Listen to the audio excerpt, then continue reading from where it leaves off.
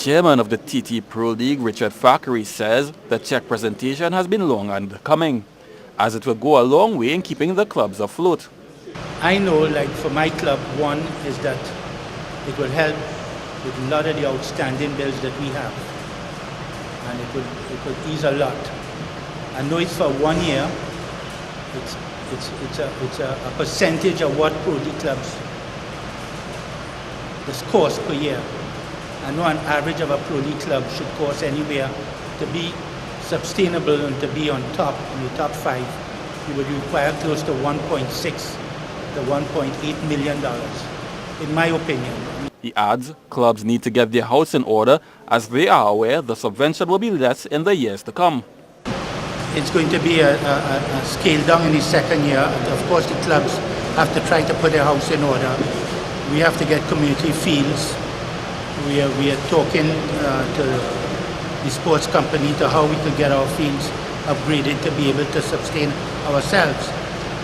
The clubs have to understand now that what they got this year, next year is a scale down, the third year is a scale down. They have to make sure they work with the budget they are getting. President of the Trinidad and Tobago Football Association, David John Williams, says he fully understands the importance of government support for the Trinidad and Tobago Pro League. He says the club administrators must be given credit for their continued investment in football despite the challenges that they face. The government of Trinidad and Tobago has been very supportive of the Pro League and very supportive of football in general. But some of us in the public domain has never appreciated the amount of money that owners have invested over this period of time with little or no returns, and they give of it selflessly. And I challenge anybody in this room that if I were to give you $4.8 million today, you won't put it in football. So we need to commend the owners and the people who have been invested in TT Pro League and by extension Trinidad and Tobago football. The TTFA president states the population must understand that football in Trinidad and Tobago has now become an industry. You heard me say something earlier about horse racing.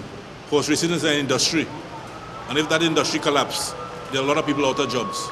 The TT Pro League is an industry that has been going on for 19 years. And if you do a poll in the TT Pro League, there are a lot of people who have mortgages on houses through TT Pro League. There are a lot of people who have cars, who have higher purchases through the TT Pro League. And people need to understand that we've been looking at the league very slightly, but it is an industry. It's an important industry. Williams added it will take some time to make the league profitable. We just can't look at the TT Pro League in isolation. And you have to look at Trinidad football in general. You look at the existence of the Pro League for 19 years. Since the Pro League professional football has come to Trinidad and Tobago, we have failed to reach Hex only once. No other Caribbean team could boast of that. So number one, it shows the importance of the professional football. Number two, right, the benefits that came from us qualifying for the World Cup. That could have never been handed out to the Pro League teams. Why? Because of the severe debt that the TTFA had. The money that came from the benefit of the World Cup had to go and play in debt to $24 million. So we have to look at it as holistic. We have to work step by step in coming out of the quagmire that we find ourselves in. Action in the TT Pro League resumes on Friday. Kent Fuentes, C Sports Extra.